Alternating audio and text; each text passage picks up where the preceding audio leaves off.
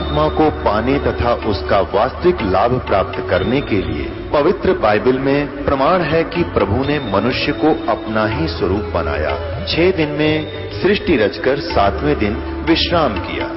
कुरान शरीफ में प्रमाण है कि हजरत मोहम्मद को खुदा स्वयं कह रहे हैं कि मैंने तुम्हें उस परमात्मा की महिमा बताने के लिए भेजा है। वो परमात्मा कबीर है जिसने 6 दिन में सृष्टि रची तथा 7वें दिन तख्त पर जा विराजा। उसकी खबर किसी बाखबर से पूछकर तो देखो। कृपया अवश्य सुनिए जगत गुरु तत्वदर्शी संत रामपाल जी महाराज के अमृत वचन। अब ओम तत्सत ये 3 मंत्र है, 3 में प्रभु है। ये ओम तो ब्रह्म का, और जिसको सरपुरुष भी कहते हैं, सरपुरुष, सरपुरुष, अक्षर पुरुष, परम अक्षर पुरुष। इसको ब्रह्म को सरब्रह्म भी कहते हैं, सरब्रह्म, अक्षर ब्रह्म और परम अक्षर ब्रह्म। ये 3 भगवान है। सरब्रह्म तो ये 21 ब्रह्मांड का स्वामी है, ब्रह्मा विष्णु महेश का पिता है, जिसको ब्रह्म कहते हैं। ज्योति निरंजन भी कहते हैं, जो गीता जी अध्याय नंबर 11 के श्लोक 32 में कहता है कि मैं काल हूं। ये केवल 21 ब्रह्मांड का स्वामी है, प्रभु है। और दूसरा अक्षर पुरुष कहो चाहे अक्षर ब्रह्म कहो, ये 7 संख ब्रह्मांड का स्वामी है। और तीसरा परम अक्षर ब्रह्म है, जो असंख्य ब्रह्मांड का स्वामी है। श्रीमद् भगवद गीता अध्याय 15 के श्लोक नंबर 1 में तत्वदर्शी संत की पहचान बताई है कि ऊपर को संसार रूपी वृक्ष है, ये ऊपर को जड़ तो पूर्ण परमात्मा है, नीचे को तीनों गुण रूपी शाखा है। गीता जी अध्याय नंबर 15 का श्लोक नंबर 1 से 4 का आपको सारांश बताता है ये दास। उल्टा लटका हुआ संसार रूपी वृक्ष है अर्जुन, जिसको ऊपर को जड़ तो पूर्ण परमात्मा है, परम अक्षर ब्रह्म है, और जमीन से बाहर जो जितना पोर्शन दिखाई देता है, जितना भी उसका पार्ट दिखाई देते हैं वृक्ष के, वो पेड़ कहलाता है। वो तना है। सबसे पहले जमीन से बाहर निकलते ही मोटा जो है वो तना, वो अक्षर पुरुष समझो, अक्षर ब्रह्म समझो, अक्षर पुरुष मानो। और उसके बाद एक मोटी डार निकलती है, उसको सरब्रह्म कहो, सरब्रह्म या सरपुरुष कहो, ऐसा जानो। और उस डार के फिर 3 शाखा हो, ये तीनों गुण रूपी शाखा, रजगुण ब्रह्मा जी, सतगुण विष्णु जी, तमगुण शिव जी रूपी शाखा है। और पात रूप संसार, हम आगे फिर पात रूप में, हम संसार रूप में। अब उस वृक्ष को आहार कहां से होता है, कहां से प्राप्त होता है? जड़ से। तो वो ही जड़ रूपी पूर्ण परमात्मा परम अक्षर ब्रह्म ही इन पूरे संसार रूपी वृक्ष का धारण पोषण करता है। अंडरस्टूड? अब आगे चलते हैं। श्रीमद् भगवद गीता जी अध्याय नंबर 15 के श्लोक नंबर 16 और 17 में 3 पुरुष बताए हैं। पुरुष कहो चाहे प्रभु कहो चाहे ब्रह्म कहो चाहे भगवान कहो। गीता जी अध्याय नंबर 15 के श्लोक 16 में कहा कि सरपुरुष और अक्षर पुरुष। सरपुरुष और अक्षर पुरुष ये 2 भगवान हैं। सर और अक्षर ये 2 प्रभु हैं, 2 स्वामी हैं। और इनका तथा इनके अंतर्गत जितने प्राणी हैं सभी का स्थूल शरीर नाशवान है। ये नाशवान है, इनकी जन्म और मृत्यु होती है। लेकिन जीव आत्मा तो सबकी ही अमर है, कुत्ते की, गधे की, सबकी अमर है, वो तो आगे जन्म लेती रहती है। अब इन 2 प्रभुओं का, 2 भगवानों का, 2 ब्रह्मों का, 2 पुरुषों का 15वें अध्याय के 16वें श्लोक में इनका विवरण समाप्त हो गया। अब 17वें श्लोक में 15वें अध्याय के श्रीमद् भगवद गीता के 15वें अध्याय के 17वें श्लोक में कहा है। श्रीमद् भगवद गीता अध्याय 15 अब श्लोक 17 में स्पष्ट कर दिया है कि उत्तम पुरुष तु अन्य परमात्मा इति उदाहरते यह लोकत्रयम् आविश्य विभर्ति अवैश्वर है। ओह, इसमें स्पष्ट कर दिया है कि पुरुषोत्तम, पुरुषोत्तम यानी उत्तम पुरुष, पुरुष माने प्रभु ब्रह्म, जिसको परम अक्षर ब्रह्म कहते हैं, वो तो इन सरपुरुष और अक्षर पुरुष जो 16वें श्लोक में वर्णित हैं 15वें अध्याय के गीता जी, उनसे कोई अन्य है। उत्तम पुरुष है तो अन्य है। उत्तम माने श्रेष्ठ, पुरुष माने ब्रह्म कहो चाहे प्रभु कहो, परमात्मा को उत्तम ब्रह्म यानी परम अक्षर ब्रह्म तो कोई और है, अन्य है। और परमात्मा इति उदाहरते जिसको भगवान कहा जाता है। भगवान उसे कहते हैं जो केवल सुख दे, दुख नहीं देता। परमात्मा उसे कहते हैं जो दुख नहीं देता, केवल सुख सुख देता है।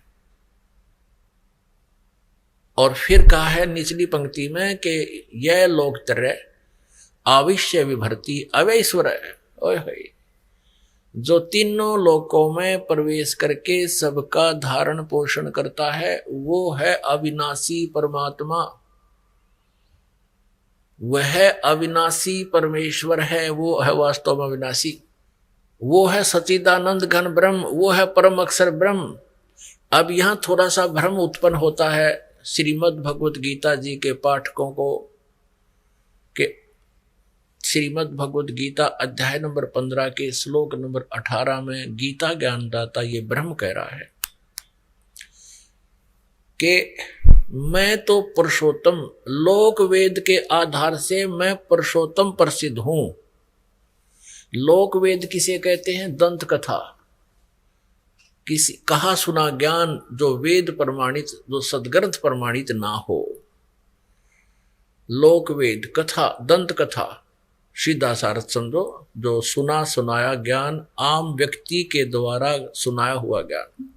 अपने आप को पुरुषोत्तम प्रसिद्ध होने का कारण भी बता रहा है कि मेरे अंतर्गत 21 ब्रह्मांड में मेरे अधीन जितने प्राणी हैं, चाहे वह ब्रह्मा विष्णु महेश हैं, चाहे रंक हैं, चाहे राजा है, चाहे अन्य चींटी से लेकर हाथी तक है, ये सभी इस ब्रह्म के कंट्रोल में है। ये इनसे ताकतवर है।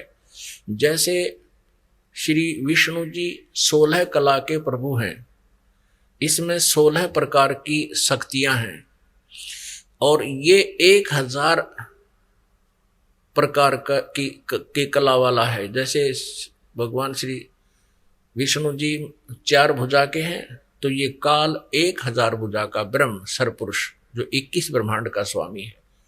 तो ये क्या कहता है कि मैं तो पुरुषोत्तम इसलिए प्रसिद्ध हो रहा हूं क्योंकि मेरे अंतर्गत जितने भी प्राणी हैं मैं उनसे उत्श्रेष्ठ हूं, उनसे तगड़ा हूं, ताकतवर हूं, इसलिए मैं लोके वेदे पुरुषोत्तम प्रसिद्ध हूं।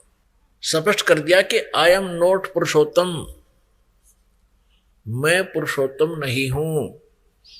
पुरुषोत्तम तो 15वें अध्याय के 17वें श्लोक में बता दिया कि यह उत्तम पुरुष को चाहे पुरुषोत्तम कहो, पुरुषोत्तम तो अन्य ही है जिसको परमात्मा कहा जाता है। और यह लोक तरम आविश्य विभर्ति अवैश्वर है, जो तीनों लोकों प्रवेश करके सबका धारण पोषण करता, वो है अविनाशी भगवान। श्रीमद् भगवत गीता जी अध्याय नंबर 15 के श्लोक 1 से 4 और 16 और 17 में ये 3 प्रभु स्पष्ट हो गए। अब लोक वेद किसे कहते हैं? सुना सुनाया ज्ञान जो सच्चाई से दूर हो। जैसे आज तक हम रजगुण ब्रह्मा जी, सतगुण विष्णु जी, तमगुण शिव जी को अजरो अमर कहा करते थे, सुना करते थे। ये लोक वेद सुना करते थे। ये अज्ञानी ऋषि में ऋषि मंडलेश्वर ये गुरु, लेकिन ये वास्तव में अविनाशी नहीं थे। इनकी जीवनी में लिखा है श्री मद देवी भागवत यानी देवी पुराण में, शक्ति पुराण में, गीता प्रेस गोरखपुर से प्रकाशित केवल हिंदी सचित्र मोटा टाइप, इसके 123 पृष्ठ पर 3रे स्कंद में विष्णु जी स्वयं स्वीकार करते हैं कि तुम शुद्ध स्वरूपा हो, ये सारा संसार आपसे ही उद्भासित हो रहा है और मैं ब्रह्मा और शंकर, विष्णु जी करें, हमारा तो जन्म और मृत्यु होता है। आविर्भाव माने जन्म, तिरोभाव माने मृत्यु होता है। हम नित्य नहीं हैं, हम अविनाशी नहीं हैं। फिर शंकर भगवान कहते हैं कि माता जब आपसे ही ब्रह्मा जी का जन्म हुआ, आपसे विष्णु जी का जन्म हुआ, तो फिर क्या मैं तमोगुण लीला करने वाला शंकर आपका पुत्र नहीं हुआ?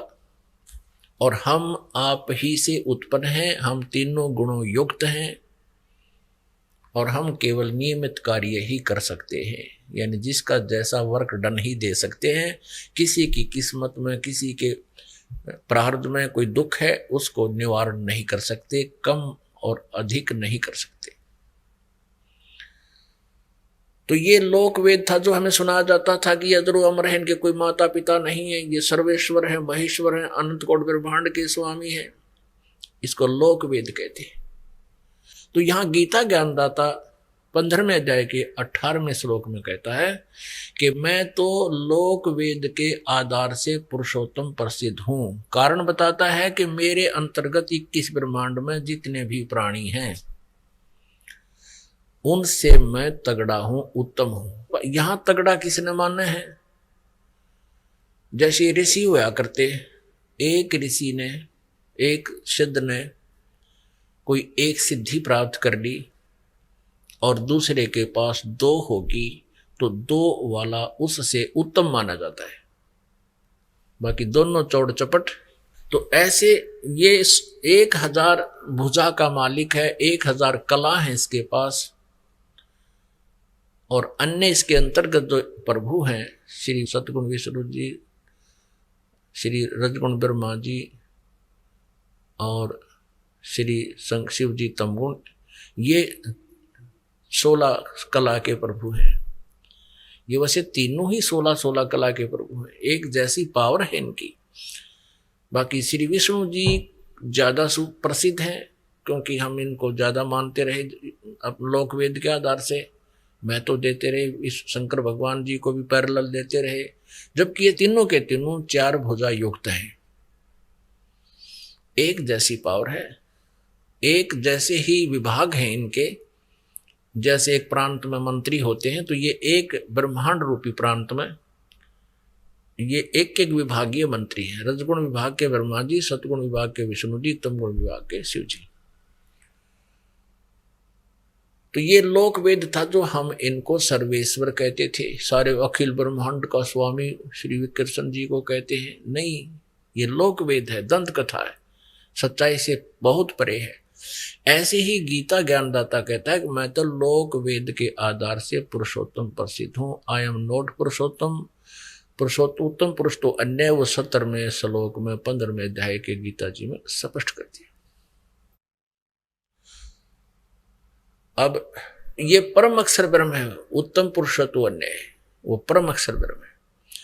अब इसको सच्चिदानंद घन ब्रह्म भी कहते हैं। 17वें अध्याय के 23वें श्लोक में कहा है कि ओम तत्सत इति निर्देश है ब्रह्म ने त्रिवेद समर्था है, उस परम अक्षर ब्रह्म के पाने का। उस उत्तम पुरुष जो अन्य है, सर्वपुरुष और अक्षर पुरुष से, सर्वब्रह्म और अक्षर ब्रह्म से, उसके पाने का केवल ओम तत्सत ये 3 मंत्र के जाप का प्रावधान है, निर्देश है। निर्देश का अर्थ होता है बस डायरेक्शन है या और कुछ नहीं। अब गीता जी अध्याय नंबर 8 के श्लोक नंबर 1 पर हम फिर आते हैं।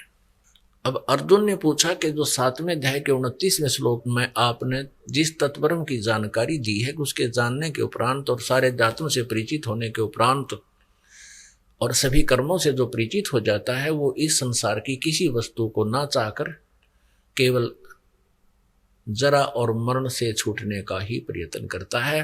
तो 8वें अध्याय के प्रथम मंत्र में पूछा वो किम तत्ब्रह्म, जिसको जानने के उपरांत फिर यहाँ की वस्तु की डिमांड आत्मा नहीं करता। तो इसका उत्तर 8वें अध्याय के 3 श्लोक में दिया है कि वो परम अक्षर ब्रह्म है। वो श्रीमद् भगवद गीता अध्याय नंबर 15 के श्लोक नंबर 17 में जिसके विषय में जानकारी है। अब फिर हम 8वें अध्याय को लेते हैं। 8वें अध्याय के 5 और 7 में गीता ज्ञानदाता कहता है मेरी भक्ति कर और मेरे में भाव वाला बन, मुझ में भावित रहे। अब हम जिस पर आसक्त रहेंगे अंत समय तक उसी में हमारी भावना बनी रहेगी, और फिर अंत समय में जहां आशा ता वासा होई, ये सूक्ष्म वेद की वाणी है, जहां आशा ता वासा होई और मन कर्म वचन सुमरियो सोई। जिस भी इष्ट की आप उपासना करते हो उसको मन कर्म वचन से जाप करना। तब जहां आशा रहेगी, जिसमें भावित रहोगे अंत समय तक, जिस पर आसक्त रहोगे उसी को प्राप्त होगे। जहां आशा तब आशा हुई। यही गीता जी अध्याय नंबर 8 के श्लोक नंबर 6 का निष्कर्ष है, जो अभी आपको बताया कि जहां आशा तब आशा हुई, मन कर्म वचन सुमरियो सोई। अब 8वें अध्याय के 7वें श्लोक में गीता ज्ञानदाता कहता तो युद्ध भी कर और मेरा सिमरण कर, मुझे ही प्राप्त होगा। बिल्कुल अपने सिमरण के बारे में इसने बता दिया, मेरा तो ओम एक अक्षर है मुझ ब्रह्म का, 8वें अध्याय के 13वें श्लोक में, नथिंग एल्स। और मेरे ओम नाम का जाप करके कहां जाएगा, ब्रह्म लोक प्राप्त होगा। इसकी परम गति यही है। और 8वें अध्याय के 16वें श्लोक में गीता जी में कहा कि ब्रह्मलोक पर्यंत भी गए हुए प्राणी फिर वापस जन्म मृत्यु में आते हैं, उनका जरा और मरण नहीं खत्म होता, समाप्त नहीं होता। इसलिए 7वें अध्याय के 18वें श्लोक में गीता ज्ञानदाता कहता है कि मेरी गति भी अनुत्तम, अनुत्तम माने गति घटिया, अश्रेष्ठ, अति अश्रेष्ठ, अनुत्तम। और ये अज्ञानी ऋषि महर्षि लोक वेद के आधार से कहते हैं, अनुत्तम का अर्थ भी बदल दिया इन्होंने तो अनुत्तम का अर्थ भी अनर्थ कर डाला कि जिससे उत्तम कोई और ना हो। अरे तेरा गजब हो, अनुत्तम का अर्थ ये हो ही नहीं सकता। फिर भी इनके लोक वेद से हम माने कि ये इसका अर्थ करते हैं जिससे उत्तम कोई और गति ना हो। फिर 18वें अध्याय के 62वें श्लोक में, और वो किस किस तरफ संकेत कर रहे हैं, अपने से अन्य किसी और परमेश्वर की शरण में जाने को कह रहे हैं कि जहां जाने के बाद फिर परम शांति होती है और सनातन परम धाम प्राप्त होता है। जैसे 15वें अध्याय के 1 से लेकर 4 में यही प्रमाण है कि तत्वदर्शी संत जो होगा उसकी पहचान बताई है, उल्टा लटके हुए संसार रूपी वृक्ष के जो सभी विभाग बता देगा, सवेदवित, वो तत्वदर्शी संत है।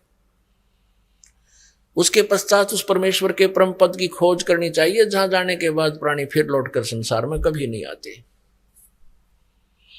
और केवल उसी की पूजा करनी चाहिए, नथिंग एल्स।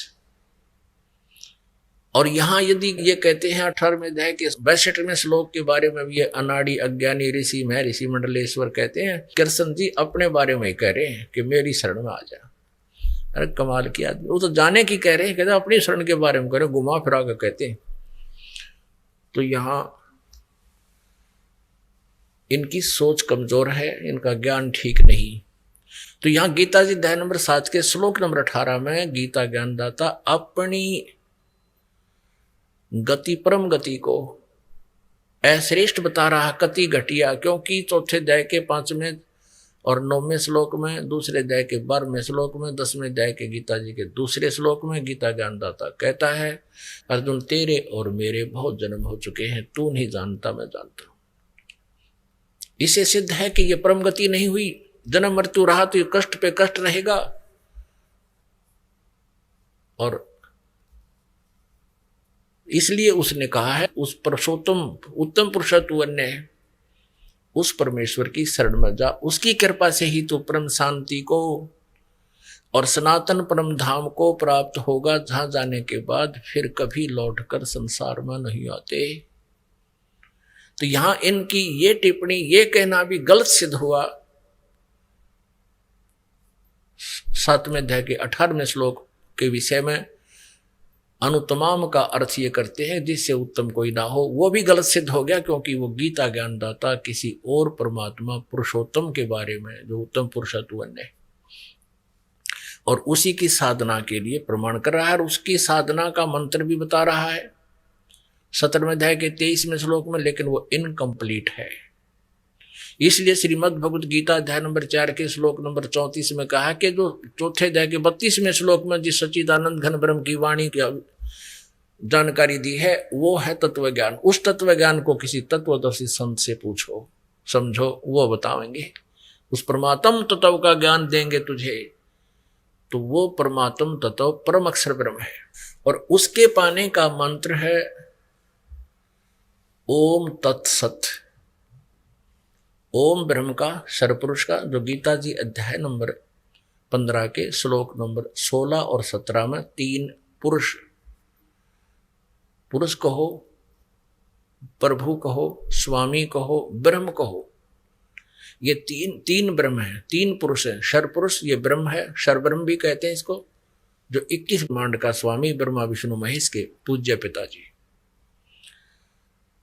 और अक्षर पुरुष ये 7 संग ब्रह्मांड का स्वामी है, ये 7 संग ब्रह्मांड का स्वामी।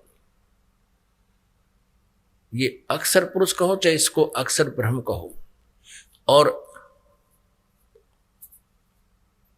जो 15वें अध्याय के 17वें श्लोक में कहा, उत्तम पुरुष है तू अन्य परमात्मा इति उदाहरते है, वो है परम अक्षर पुरुष कहो चाहे उसे परम अक्षर ब्रह्म कहो, वो है वास्तव में अविनाशी परमात्मा। उस परम अक्षर ब्रह्म के पाने का 8वें अध्याय के 8, 9, 10 में स्पष्ट कहा है कि उसकी भक्ति करेगा तो उस सच्चिदानंद घन ब्रह्म की, यानी उस देव परम पुरुष की, उस पूर्ण परमात्मा की, परम अक्षर ब्रह्म की, जो उत्तम पुरुष अन्य है परम अक्षर ब्रह्म, जो 8वें अध्याय के 3रे श्लोक में जिसके विषय में कहा है, उसकी भक्ति करेगा तो उसको प्राप्त होगा। उसके पाने का मंत्र ओम तत्सत। ओम तो ये सर्वब्रह्म का, सरपुरुष का समझो, 21 ब्रह्मांड के स्वामी का, और अक्षर पुरुष का ये तत्व, ये सांकेतिक है। ये ओम और तत् मिलकर ये 2 अक्षर का एक सतनाम बनता है। और तीसरा जो सत्य है 17वें अध्याय के 23वें श्लोक में, वो परम अक्षर ब्रह्म का मंत्र है, ये गुप्त है। तत् और सत्य ये सांकेतिक है, कोड वर्ड है, ये दास बताता है। और जिनको ये तीनों मंत्र प्राप्त हैं उनको ये ज्ञान जो दास बता रहा आसानी से समझ में आता है। तो गीता अध्याय नंबर 8 के श्लोक नंबर 8, 9, 10 में कहा कि जो उस परमात्मा सच्चिदानंद घन ब्रह्म की भक्ति करता हुआ अंत समय में शरीर त्याग कर जाता है और अपने प्राण यानी जीव को, श्वास को बरकुटी के माध्यम में स्थिर कर लेता है, अपने आप हो जाता है। इस भक्ति से अपने आप होगा सब क्रियाएं। जैसे इंजन स्टार्ट कर दिया और गाड़ी ओके है तो अपने आप गियर लगते हैं, गियर चलेंगे, ब्रेक, सारे काम ऑटोमेटिक करेंगे तो उनको जब हैंडल किया जाएगा। तो इसी प्रकार इस परमात्मा की सतभक्ति से ये शरीर रूपी गाड़ी स्टार्ट हो जाती है, अंदर की सब क्रियाएं प्रारंभ हो जाती हैं। और कहते हैं फिर इस भक्ति के बल से, योग बल से, भक्ति योग माने साधना, इस तीनों जाप के मंत्र की भक्ति की शक्ति से ये त्रिकुटी पर चला जाता है। ये जीव त्रिकुटी पर जब मृत्यु के समय, जब शरीर छूटेगा उसके बाद की बात, अंत समय में फिर वहां जाकर के इन तीनों मंत्रों का वहां हिसाब होगा, जिसके विषय में गीता जी अध्याय नंबर 18 के श्लोक नंबर 66 में कहा है इस गीता ज्ञानदाता ने कि सर्वधर्मान परित्यज माम एकम शरणम व्रज अहम तवा सर्व पापे भयमोक्षामि मा शुच। अपनात्मा इन अनाड़ियों ने, अज्ञानियों ने, तत्व ज्ञानहीन व्यक्तियों ने, जिनको केवल संस्कृत तो आती थी, तत्व ज्ञान से परिचित नहीं थे, उन्होंने यहाँ भी अनरस कर दिए। 18वें अध्याय के 66वें श्लोक में व्रज का अर्थ कर दिया, मेरी शरण में आ जा। व्रज माने जाना होता है, आना नहीं होता। सर्वधर्मान परित्यज माम, ये गीता ज्ञानदाता कह रहा है, ये ब्रह्म कह रहा है, ये सर्वब्रह्म कह रहा है जिसका ओम नाम है। ये कहता है कि मेरे सतर की जितने भी आध्यात्मिक यानी धार्मिक पूजाएं हैं, सर्वधर्मान परित्यज माम, मेरे सतर की सब पूजाएं, परित्यज माने छोड़ दे, माम माने मुझ में, मेरे में, मेरे सतर की जितनी पूजाएं हैं वो सब त्याग दे। एकम शरणम व्रज, एकम अद्वितीय परमात्मा जिसके बराबर दूसरा ना हो, सर्वशक्तिमान उस परम अक्षर ब्रह्म की शरण में व्रज माने जा। अहम तवा सर्व पापे भय मोक्षामि मा शुच, अहम तवा सर्व पापे भव मोक्षामि मां शुच, कि फिर मैं तुझे सब पापों से छुड़वा दूंगा, तू चिंता मत करे। पुण्यात्माओं,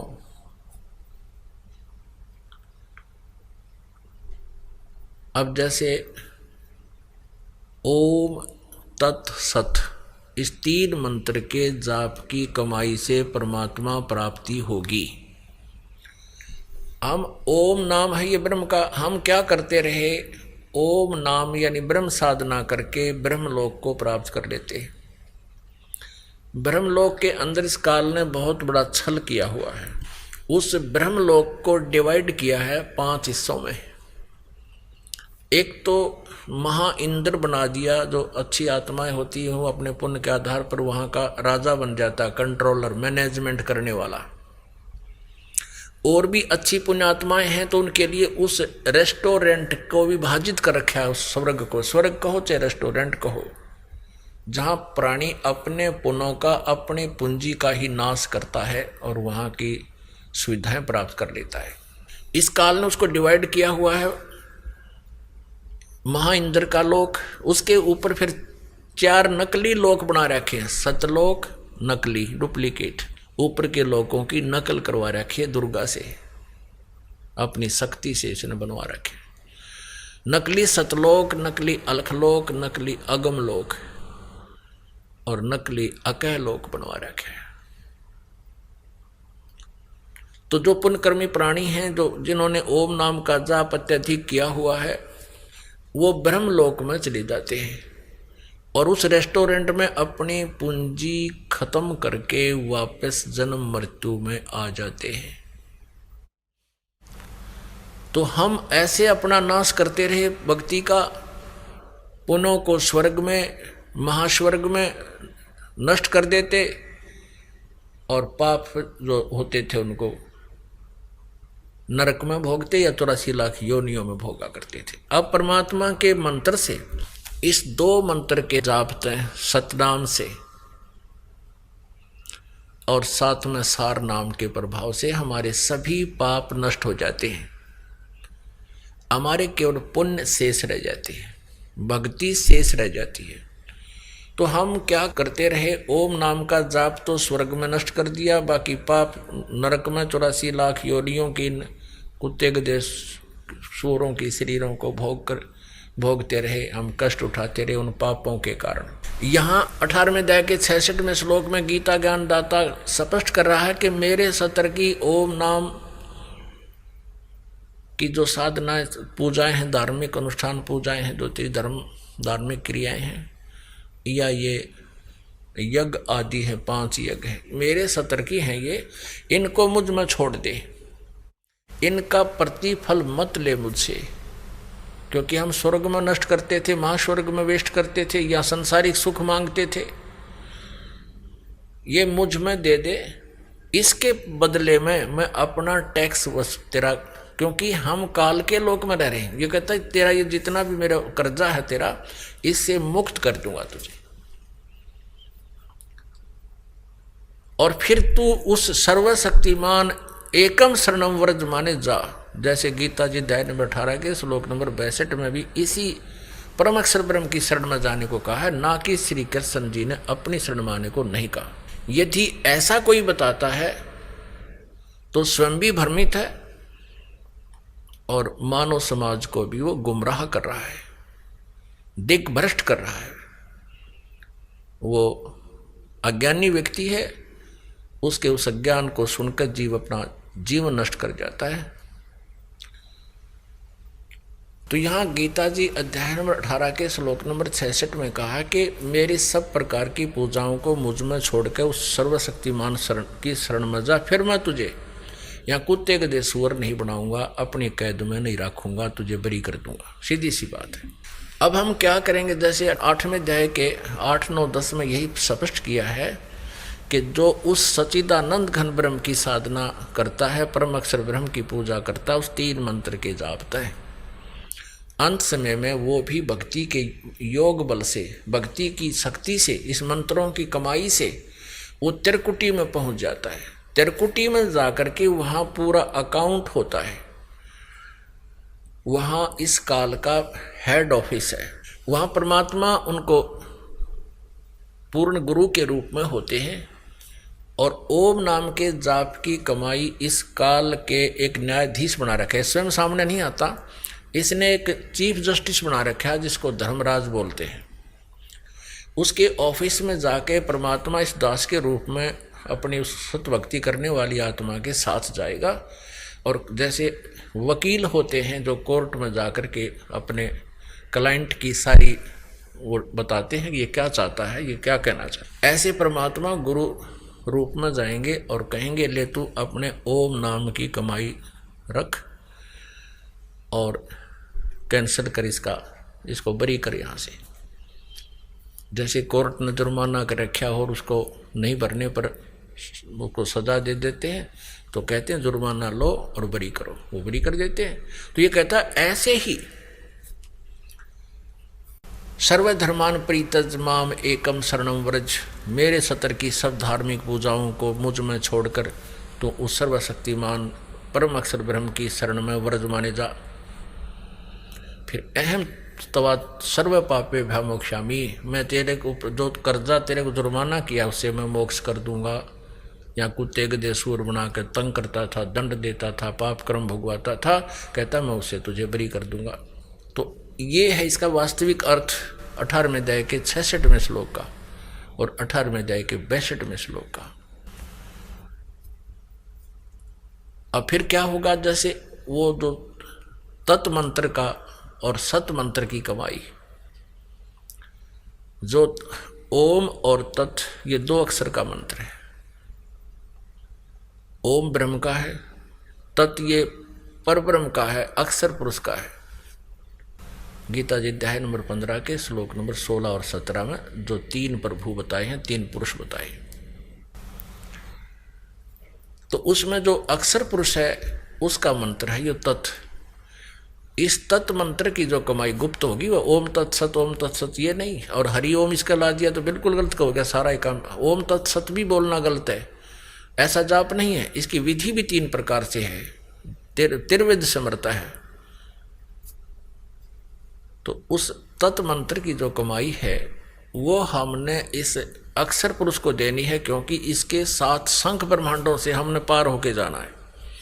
यह सब ने अपनी अपनी जुरिडिक्शन बना रखी है, सीमा बना रखी है, और सब ने अपने टैक्स लगा के काम चलाते हैं। यहाँ सब का यही व्यवस्था है। यहाँ का राजा भी ऐसे ही जनता से टैक्स लेकर ही अपना गुजारा और व्यवस्था सेना वगैरह करता है, और उनके देश से आने जाने का भी कोई व्यवस्था करता है तो वहाँ का भी वो चार्ज लेते हैं। ऐसे ही इस अक्षर पुरुष के 7 संख ब्रह्मांडों से हम पार करके जाएंगे तो वो जो तत् मंत्र की कमाई इसको दे देंगे। अब वो सत मंत्र रहा, वो जिसको सार नाम भी कहते हैं। इस सार नाम की कमाई से, सत मंत्र की कमाई से हम भंवर गुफा पार करके सतलोक में पहुंच जाएंगे, 12वां द्वार पार कर जाएंगे। 12वें द्वार में हम पहुंचेंगे और वहां परमात्मा सतपुरुष वो परम अक्षर ब्रह्म प्राप्त होगा, जहां जाने के बाद फिर लौटकर प्राणी कभी वापस नहीं आता, संसार में नहीं आता। अभी तक हमें केवल 10 द्वारों की ही जानकारी दी गई थी। 10वां द्वार अंतिम माना जाता था। ये वेद ज्ञान था, इन 4 वेदों का ज्ञान था। इन 4 वेदों में इनकम्प्लीट नॉलेज है, इनकम्प्लीट स्पिरिचुअल नॉलेज है, अधूरा आध्यात्मिक ज्ञान है। और इन 4 वेदों का ही कोड वर्डों में संक्षिप्त ज्ञान जो है श्रीमद् भगवत गीता में है। तो श्रीमद् भगवत गीता जी अध्याय नंबर 4 के श्लोक नंबर 34 में ऑप्शन छोड़ दिया है कि तू उस तत्व ज्ञान को तत्वदर्शी संतों से समझ, और वो ही उस परमात्म तत्व की जानकारी देंगे। इससे भी सिद्ध है कि गीता ज्ञान इनकम्प्लीट है, लेकिन गलत नहीं कह सकते, अधूरा है। और ऐसे ही 4 वेदों का सारांश ये है ही। यजुर्वेद अध्याय नंबर 40 के श्लोक नंबर 10 से लेकर 13 में ये वेद ज्ञान दाता वही है जो गीता ज्ञान दे रहा है, ये ब्रह्म है। ये 40वें अध्याय के 15वें श्लोक में कहता है कि वायु अनिलम अमृतम अथिदम भस्मांतम शरीरम ओम कर्तु समर कल्वे समर और कर्तुम समर। और यजुर्वेद 40वें अध्याय के 70वां श्लोक अंतिम श्लोक है यजुर्वेद का और अंतिम अध्याय है 40वां। उसके लास्ट में निर्णय कर दिया है कि वो परम अक्षर ब्रह्म, वो जो उत्तम पुरुष, वो परमेश्वर तो गुप्त है, वो पूर्ण परमात्मा तो गुप्त है, प्रोक्ष है, और मैं ब्रह्म हूँ, मेरा ओम नाम है और मैं ब्रह्मलोक में रहता हूँ, व्यापक हूँ। अहम खम ब्रह्म, ओम, ओम मेरा अक्षर है, मेरा मंत्र है, और मैं ब्रह्म उस ब्रह्मलोक रूपी दिव्य आकाश में रहता हूँ। श्री देवी भागवत में 7वें स्कंद में गीता प्रेस गोरखपुर से प्रकाशित 562-63 पृष्ठ पे स्वयं दुर्गा जी कहते हैं, हिमालय जी को ब्रह्म के बारे में जानकारी देते हुए कहते हैं उसका ओम नाम है और उस ओम नाम के जाप से तू ब्रह्मलोक प्राप्त होगा। अन्य कोई पूजा मत कर, सब साधनाएं छोड़ दे। अपने सतर की देवी जी कहती मेरी पूजा भी त्याग कर, केवल उस ओम का जाप करे, फिर तू ब्रह्म को प्राप्त होगा और वो ब्रह्मलोक रूपी दिव्य आकाश में रहता है। वह ब्रह्म ब्रह्मलोक रूपी दिव्य आकाश में स्थित है। ऐसे ही यजुर्वेद अध्याय नंबर 40 के श्लोक नंबर 17 में कहा है मैं तो ब्रह्म हूं, अहम ब्रह्म खम ओम, मेरा ओम नाम है और मैं उस ब्रह्मलोक रूपी दिव्य आकाश में सचित हूं, अंतरिक्ष में, और वो परमात्मा तो पूर्ण परमात्मा तो प्रोक्ष है, गुप्त है, ये नहीं जानता उसके विषय में। तो इसलिए 40वें अध्याय के 15वें श्लोक में कहा कि ओम कर्तु समर कल्वे समर कर्तुम समर। यदि मेरी साधना करनी है तो ओम नाम का जाप काम करते करते सिमरण करना। जैसे श्रीमद् भगवद गीता अध्याय नंबर 8 के श्लोक नंबर 7 में कहा कि अर्जुन तू युद्ध भी कर, मेरा सिमरण भी कर, यानी युद्ध से कठिन काम कोई नहीं हो सकता। और उसमें भी कहता सिमरण करना, भूलना नहीं इसको। तो ऐसे वेद बता रहे हैं, यजुर्वेद 40वें अध्याय का 15वां श्लोक, ओम कर्तु समर किलवे समर और कर्तुम समर। ओम नाम का जाप काम करते करते सिमरण कर, विशेष कसक के साथ सिमरण कर, और मनुष्य जीवन का प्रथम कर्तव्य जान के इसका सिमरण कर, यानी इस कसक से कर। तो इसे दो बात तो ये सिद्ध होगी। अब जो दास लाना चाहता है इस सारे विवरण को, 40वें अध्याय के 10 से लेकर 13 श्लोकों में कहा है कि कोई तो कहता है उस परमात्मा को कि वो उत्पन्न नहीं होता, यानी निराकार है। कोई कहता है वो अवतार धार कर आता है, वो उत्पन्न होता है, वो साकार है। तो इसमें बताया है कि इस साकार और निराकार की, उस परमात्मा की यथार्थ जानकारी भी वो तत्वदर्शी संत बताते हैं, वो उनसे सुनो। और ऐसे ही कहा कि कोई तो जिसने अक्षर ज्ञान हो गया किसी भी भाषा विशेष का, तो उसको विद्वान कह देते हैं, और जिसको अक्षर ज्ञान नहीं है उसको अविद्वान कह देते हैं। विद्वान और अविद्वान की परिभाषा भी वो तत्वदर्शी संत ही बताएंगे, उनसे सुनो। इससे सिद्ध है कि वेद ज्ञान भी इनकम्प्लीट है। तो वेद ज्ञान भी इनकम्प्लीट है, कंप्लीट नॉलेज नहीं है, स्पिरिचुअल नॉलेज नहीं है, यानी पूर्ण अध्यात्म ज्ञान नहीं है। और वही ज्ञान चारों वेदों का श्रीमद् भगवत गीता में है। तो ये भी इनकम्प्लीट नॉलेज है, स्पिरिचुअल नॉलेज है, ये कंप्लीट नॉलेज नहीं है, अखिलम नहीं है, अखिलम अध्यात्म नहीं है ये। तो इसलिए इन चारों वेदों में केवल ब्रह्म तक का ज्ञान रहा है, और उसके बाद तत् और सत जो मंत्र हैं इनकी जानकारी सूक्ष्म वेद में है, जो परमात्मा सच्चिदानंद घन ब्रह्म कबीर देव जी की कबीर वाणी में वर्णित है, जो इस दास के समझ में आई है। क्योंकि उस ज्ञान को समझना पहले तो ये 4 वेद ही समझ में नहीं आए इनका आज तक, ये अक्षर के संस्कृत के ज्ञाताओं को नहीं समझ में आया। तो यहाँ जो प्रसंग चल रहा है, तो उसी प्रकार फिर ये सूक्ष्म वेद जो है कबीर वाणी, ये कबीर पंथियों के समझ में नहीं आई आज तक।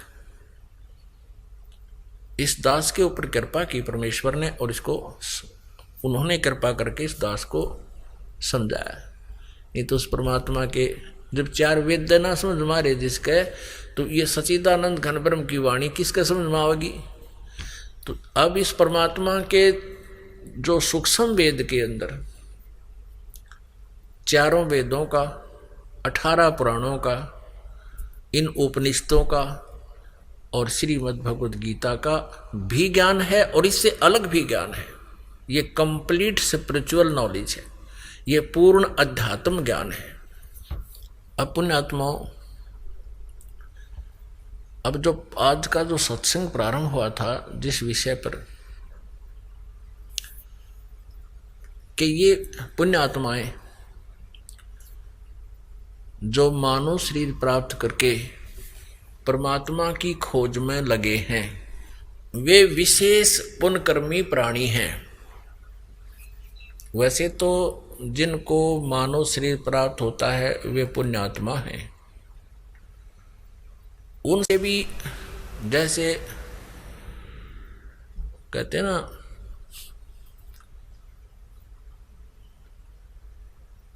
उनसे भी जो श्रेष्ठ हैं, उनसे भी जो अच्छी आत्मा है, विशेष अच्छी आत्माएं हैं, वो हैं जो परमात्मा पाने का प्रयत्न कर रहे हैं, मनुष्य शरीर पाके। और वो फिर जाते हैं जैसे प्यासा घूमता है पानी की तलाश में, पानी की खोज में, जल की खोज में, और अंत में उसको जल न मिलने से वो प्यास से मर जाता है। ऐसे ही जो प्रभु के प्यासे प्राणी जल स्रोत जानकर, क्योंकि परमात्मा आता है वो संत रूप में आता है, ये पहले से भी आप जी सुनते आए हो। कहते हैं ना जाने किस भेख में भगवान मिल जावे, किस भेष में। मनुष्य शरीर में परमात्मा है, और यहाँ भी वो एज इट इज अपने तेज पुंज के शरीर को हल्का करके, सरल करके एक यहाँ पर आता है, लीला करता है, अध्यात्म ज्ञान, तत्व ज्ञान को बोलता है, समझाता है। तो ये सभी को ये मालूम है आत्मा को कि वो परमात्मा संत रूप में आता है, और जब वो संत रूप में आता है तो वो भगवान उसकी शरण में आने से, उस संत की शरण में आने से उसको विशेष लाभ होता है। और वो परमात्मा यानी पूर्ण ब्रह्म, अब पूर्ण ब्रह्म ऑब्लिक पूर्ण संत, सतगुरु। अब परमात्मा हमने मानना छोड़ दिया कि भगवान नहीं होता, वो तो परम संत होता है जो प्रभु जैसे गुण रखता है। वो कैसे हमने ये अज्ञान ग्रहण किया? इन अज्ञानियों की अज्ञान सिद्धांत के आधार से। जैसे 11 उपनिषद हैं, इन 11 के 11 उपनिषद में सबके मत भिन्न भिन्न हैं, अनुभव अलग है, उनके ज्ञान, उनके जाप करने के मंत्र अलग हैं। तो सभी ने ये कहा कि परमात्मा तो निराकार है, और संत जो परम संत होते हैं वो अपनी साधना से उसकी शक्ति ग्रहण कर लेते हैं और फिर वो लाभ देते हैं। ये इन अज्ञानियों की सोच है। परमात्मा वाला लाभ परमात्मा ही दे सकता है। परमात्मा की भक्ति करके कोई भिखारी थोड़ी सी कोई भीख मांग भी लेता है तो वो कितनों को सुख दे सकता है उस भीख से, जो परमात्मा दे सकता है। तो परमेश्वर स्वयं आते हैं, एक सिंपल मैन की तरह रहते हैं। ये भी स्पष्ट करते हैं ऋग्वेद मंडल नंबर 1 और सूक्त नंबर 31, 31 मंत्र 17 में स्पष्ट किया है कि वो मनुष्यवत अग्नि, वो परमात्मा, हे परमेश्वर आप मनुष्य की तरह आते हो, आपकी लीला में ऐसा लिखा है। आप प्रत्येक युग में पहले भी आए हो और फिर उसी रूप में आइए और हमें दर्शन दीजिए और हमारा अज्ञान हटाइए। हे मनुष्यवत, हे मनुष्य जैसे भगवान। तो यहाँ क्या बताया है कि ये प्यासी आत्मा कोई मंदिर में जाते हैं, कोई मस्जिद में जाते हैं दुख निवारण या परमात्मा पाने के लिए, धनी बनने के लिए, कोई गुरुद्वारों में जाते हैं, कोई चर्चों में जाते हैं। इसके अतिरिक्त कोई न कोई अनुष्ठान यज्ञ आदि भी करते रहते हैं। इसके अतिरिक्त कोई पर्वत पर जाते हैं, किसी गुफा में पता लगता है कि वहाँ कोई साधु संत रहते हैं, वहाँ जाते हैं। या कोई तीर्थों पर जाते हैं। तीर्थ क्या है? जहाँ पर कोई संत ऋषि साधक ने अपनी साधनाएं की हैं या कोई विशेष घटनाएं वहाँ घटी हैं, वो यादगारें हैं, तो वहाँ जाते हैं उस परमात्मा के पाने के लिए और संकट निवारण कराने के लिए। और कुछ किसी अन्य अनुष्ठान को भी करते हैं। अब परमात्मा अपनी सच्चिदानंद घनब्रह्म की वाणी में कहते हैं कि पर्वत पर्वत में फिरा, अपनी महिमा आप बताओ परमात्मा, आप आरती आप साजे, आप किंगर आप बाजे, आप ताल जहाँ जनकारा, आप नचे आप देखण हारा। कहे कबीर ऐसी आरती गाऊं, आप मध्य आप समाऊं। अब अपनी महिमा मालिक ने अपने ऊपर ही बोल कर सुनानी पड़ी, क्योंकि दूसरे को कोई कह दे तो वो नाराज हो जाता था, सुनता नहीं था। आप ही वो एक अच्छे भक्त की भूमिका करते हैं कि एक दास रूप में भक्त को कैसे रहना चाहिए यदि उसने परमात्मा पाना है, और आप ही एक श्रेष्ठ नागरिक के रूप में लीला करते हैं, और आप ही वो जगत गुरु होते हैं, सतगुरु होते हैं। भगवान तो वो स्वयं है ही है, परमात्मा तो वो है ही। तो क्या बताते हैं? स्वयं ही अपना भेद देने के लिए कहते हैं कि कहाँ तुम घूम रहे हो, कोई पर्वत पे, कोई पहाड़ों पे, कोई गुफाओं में, कहीं कुछ, कहीं परमात्मा के लिए भटक रहे हो। कहते हैं पर्वत पर्वत में फिरा, कारण अपने राम, राम जैसे संत मिले हैं, जिन सारे सब काम। अब वो संत, राम जैसे संत मिल गए, यानी सतगुरु कहो चाहे भगवान कहो, परमात्मा कहो, एक ही बात। क्योंकि सतगुरु परमात्मा ही हो सकता है। अन्य कोई सतगुरु कहते हैं, वो सतगुरु नहीं है, वो नकली है। अब जैसे ये राधा स्वामी धन धन सतगुरु, अड़िए जय गुरुदेव आड़े, ठाकुर जी आड़े, महाराज आड़े, ये भी सतगुरु तो नीचे फीत नहीं लाते अपने उस ज्ञानदाता के, और इनके उस नकली सतगुरुओं को क्या कहेगा पता नहीं अध्यात्म के बारे में। आइए अब हम उन श्रद्धालुओं के अनुभव जानते हैं जो जगत गुरु तत्वदर्शी संत रामपाल जी महाराज जी से दीक्षा प्राप्त कर चुके हैं तथा उनके द्वारा बताए गए भक्ति मार्ग पर चल रहे हैं। नमस्कार जी। नमस्कार सर। क्या नाम है जी आपका? सर मेरा नाम संतोष सोनवानी, ग्राम भेड़ागढ़, तहसील पंडरिया, जिला कबीरधाम, छत्तीसगढ़ से हूँ सर। संतोष जी, संत रामपाल जी महाराज से नाम दीक्षा आपने कब ली? सर मैं संत रामपाल जी महाराज से नाम दीक्षा 8 अप्रैल 2021 में लिया हूँ। संत रामपाल जी महाराज से नाम दीक्षा लेने से पहले क्या आप कोई भक्ति साधना भी करते थे?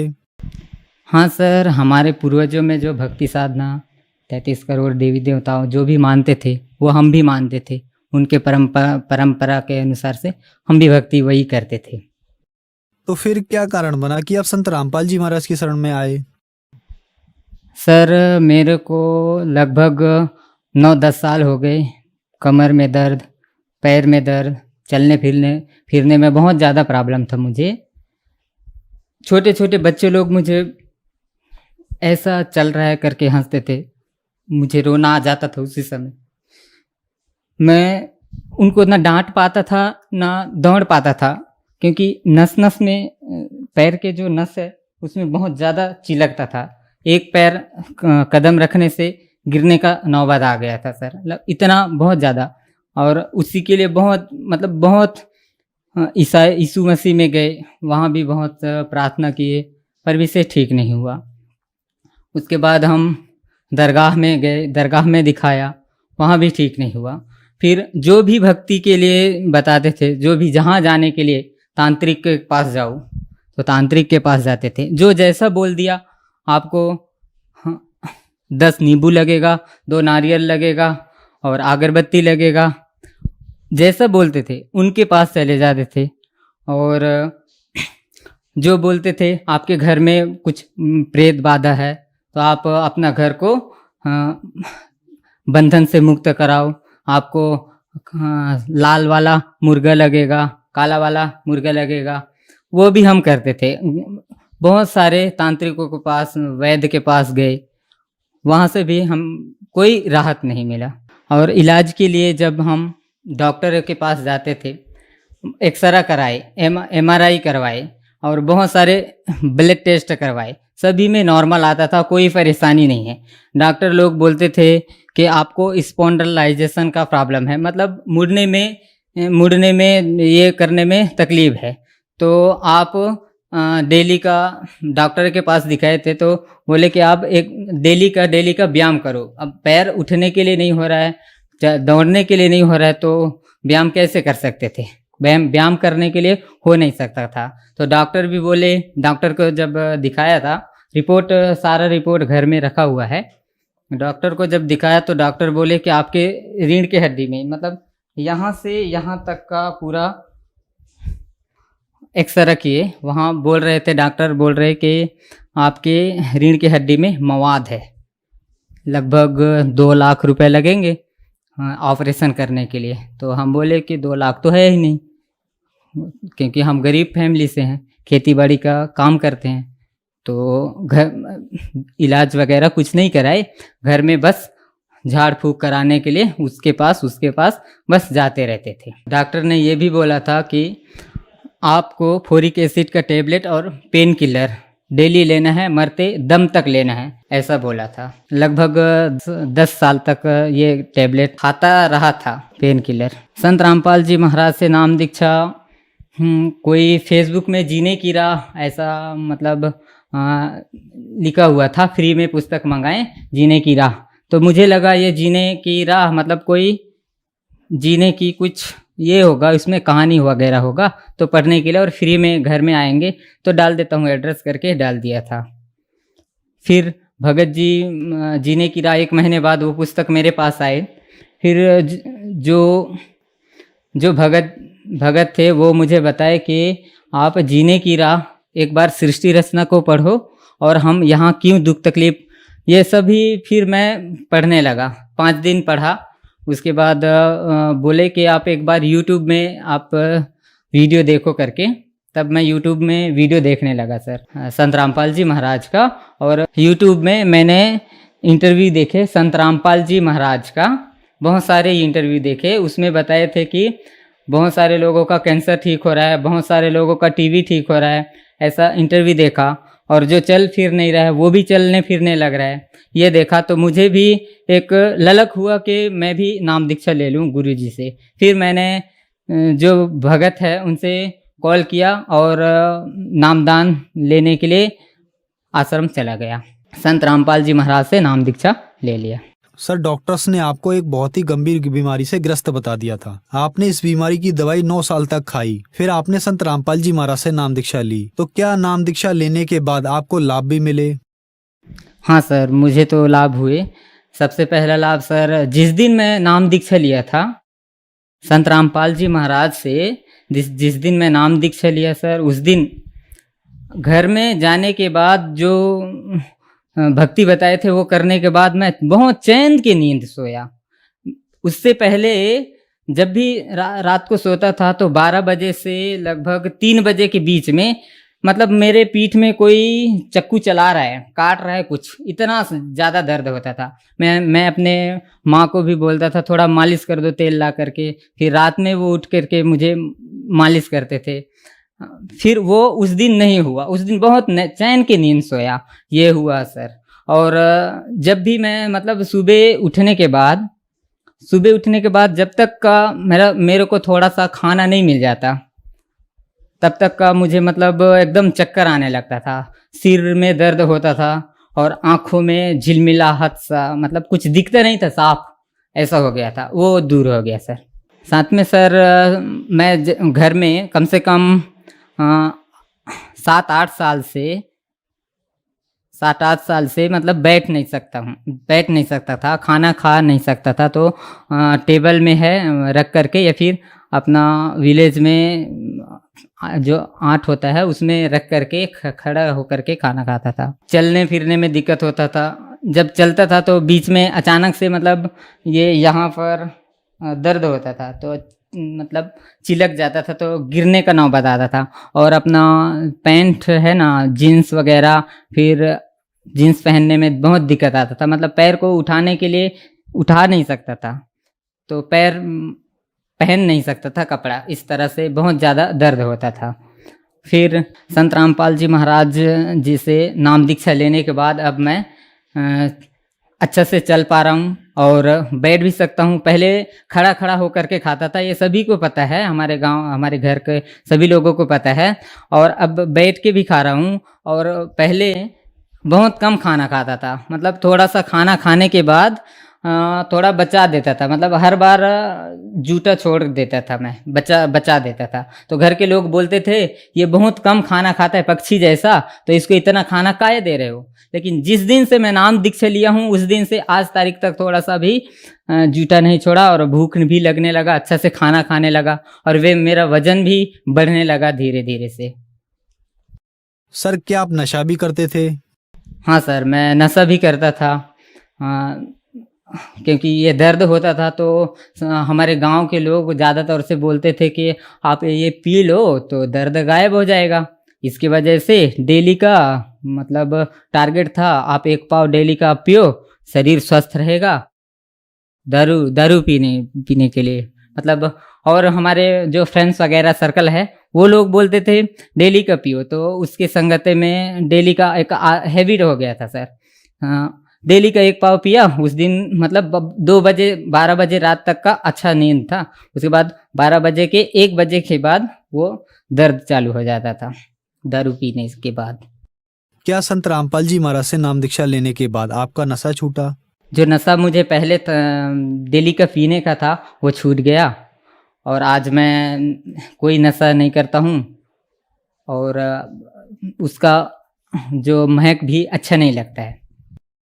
सर संत रामपाल जी महाराज से नाम दीक्षा लेने के बाद आपको बहुत सारे लाभ मिले, जैसे कि आपने बताया कि डॉक्टर्स ने आपको एक बहुत गंभीर बीमारी बताई थी। आप 8-10 साल से पेन किलर की गोली खा रहे थे और ड्रिंक भी करते थे ताकि आपको दर्द ना हो। और बहुत सारे ऐसे लोग हैं जो आपको टीवी पर देख रहे हैं जिनके पास पैसा नहीं है या इन बीमारियों से ग्रस्त हैं, उनके लिए आप क्या कहना चाहेंगे? आज उनके लिए आप एक उदाहरण है।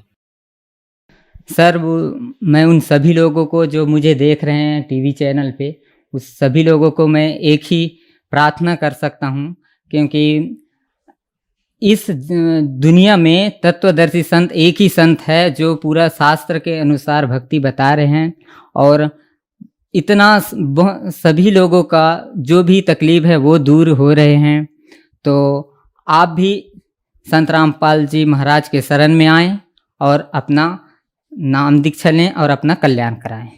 संत रामपाल जी महाराज से नाम दीक्षा कैसे ली जा सकती है?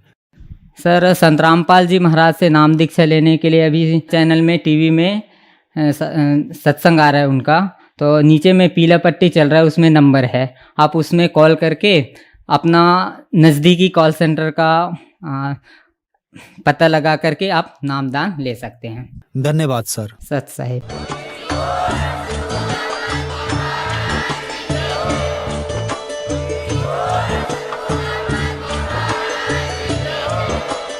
आप सुन रहे थे जगत गुरु तत्वदर्शी संत रामपाल जी महाराज जी के मंगल प्रवचन। अधिक जानकारी के लिए विजिट कीजिए हमारी वेबसाइट www.jagatgururampalji.org। संत रामपाल जी महाराज जी के शुभ आशीर्वाद से पूरे विश्व भर में 500 से भी ज्यादा नाम दीक्षा केंद्र हैं, जिन पर संत रामपाल जी महाराज जी द्वारा ऑनलाइन निशुल्क नाम दीक्षा दी जा रही है। अपने नजदीकी नाम दीक्षा केंद्र का पता करने के लिए संपर्क करें 8222880541।